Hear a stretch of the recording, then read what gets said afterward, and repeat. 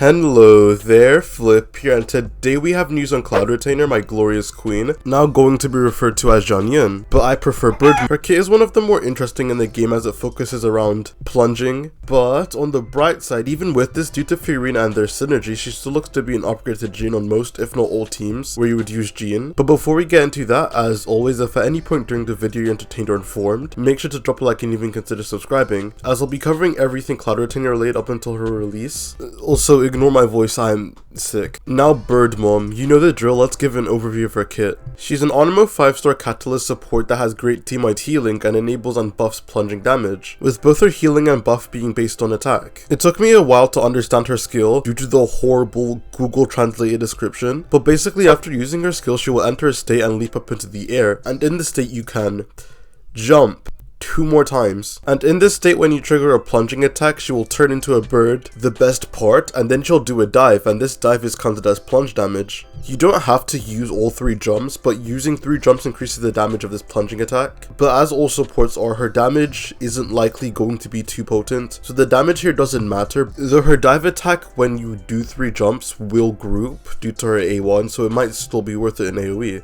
There are some issues with this, as we still need to see how potent her grouping actually is, because 3 E's and a plunge is a pretty big fill time ask. So if the grouping isn't worth it, only using 1 E and plunging will most likely be optimal. And the cherry on top is that it generates 4 to 5 particles in a 12-second cooldown, which is a lot. The most particle generation for an Onimo unit in the game actually, as the others cap out at 4. And this is great for the energy efficiency of Xiao and Farazan teams. Now onto her burst.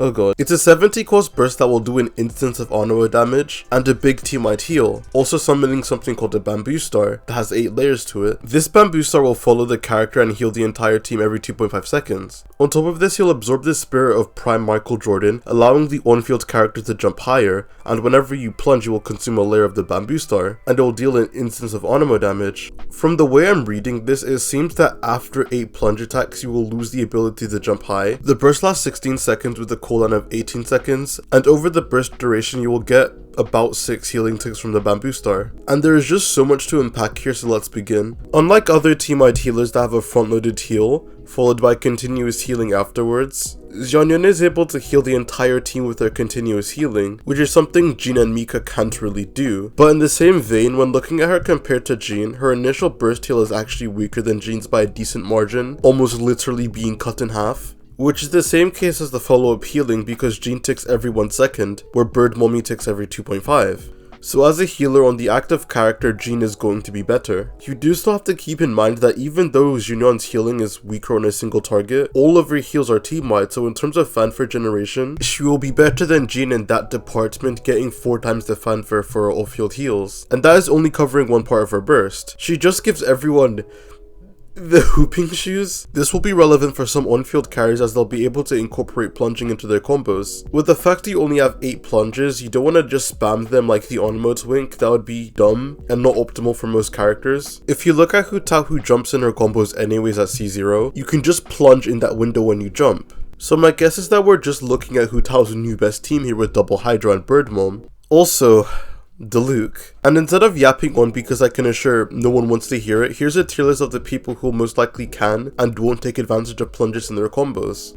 The thing that kind of sucks is that even though some of these characters can take advantage of plunging, it's whether it's enough to where you'd want to run Cloud Retainer on the team due to this. Which for any character that can't take advantage of Viridescent and Fiorina, most likely not. Her passive talents don't need to be dwelled on. Her Ascension 1 is the grouping when you jump 3 times with her skill, and her Ascension 4, the translation is horrible but it's a flat damage buff to plunging damage, based on Cloud Retainer's attack stat. It explicitly states that this is single target and it can only be triggered once every 0.4 seconds, which I think makes 0 sense as plunging is an AoE attack.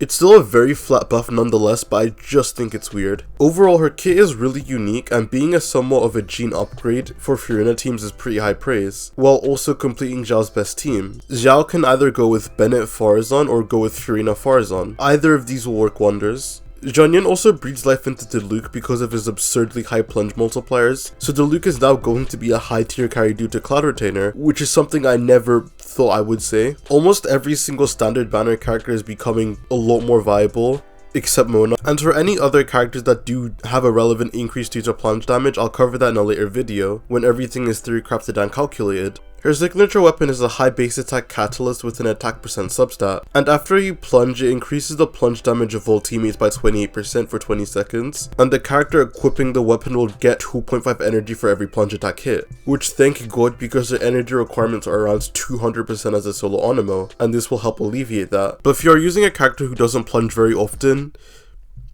skip. For Constellations, her first one just gives you another charge, which is okay. It sucks though because her E already takes so much field time, and having to do 2 doesn't seem like the best idea for some teams with tighter windows. Her C2 essentially doubles her flat damage buff, which is literally ludicrous. If only it wasn't single target. C3 is +3 talents to the burst. C4 gives you some healing on your E based on her attack, which is kind of underwhelming, but it's a C4, they almost all are. Guess what her C5 is. Just take a guess. And C6 is of course Shakespeare levels of wordplay. She will gain 15, 35 or 70% crit damage on her skill for the amount of jumps you do. And if you activate her skill in her burst, you will consume a bamboo star to instantly reset the cooldown of every elemental skill. And when you plunge with her skill, you will not consume another bamboo star. You will also get a bamboo star every 8 seconds while her burst is up. I don't understand Hoyo's obsession with wanting to turn every support into a DPS with Constellations, but whale things I guess. For vertical investment, C2 is a very good stopping point, you don't really need to go past that, and her signature is kind of conditional, but if you have Xiao it's very good. And for her value, if you don't have Fiorina,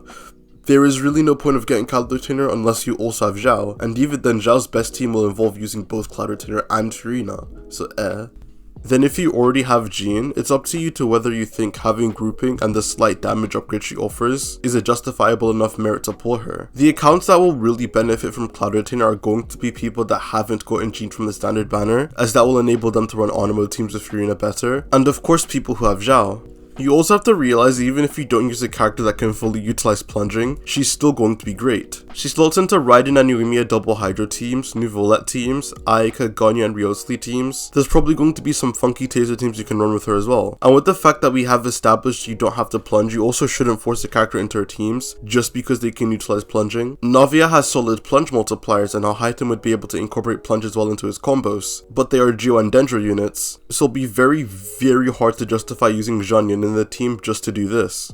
Looking at her kit, I'm happy with the direction they took her abilities. People were saying she's a niche Xiao support, which made me so mad as I felt it would just be pointless. But with the way her kit is, she's able to buff Xiao while also making other characters besides Xiao better by enabling plunge, which is massive for Diluc and Hu Tao, and by generating more fanfare and having grouping for other Fiorina teams, making her good for characters that can't plunge. This also means I will never have to use Jean ever again, thank God. Jean, I hope you enjoyed the part you played these last 3 months. You are no longer relevant, we move on to the Crane MILF. This is also our first week in beta. It's very common for a character to get tweaked and buffed here, so you can expect her to only get better, which I'll of course cover. Now with all of this in mind, I think Cloud Retainer is going to be a fun and really good character to pull, if you have Fiorina. There are more topics about her I'll go over in detail for the coming weeks, as there's a lot to dissect with her kit. And with that, thank you so much for watching. If you enjoyed the video, make sure to like, subscribe and comment your thoughts on Xianyun, as I'd love to hear it and I respond to almost every single comment. Thanks again for watching, and I'll see you guys on the flip side. Peace.